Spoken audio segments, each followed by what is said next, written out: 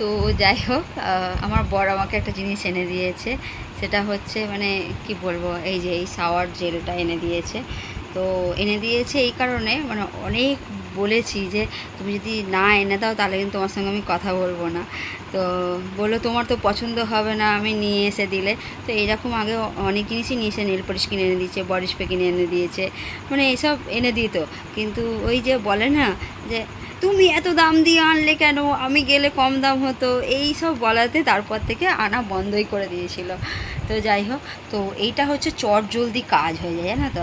নাহলে সাবান সেই মানে কি বলবো, পাতি বাংলা ভাষায় বলি, সেটা হচ্ছে মানে ছালির মধ্যে সেই সাবানটাকে ঘষো, তারপরে ওটাকে লাগাও, দৌড়। এর থেকে চট জলদি এটা একটুখানি ড্রপ নিলেই কাজ হয়ে যাবে। তো যাই হোক,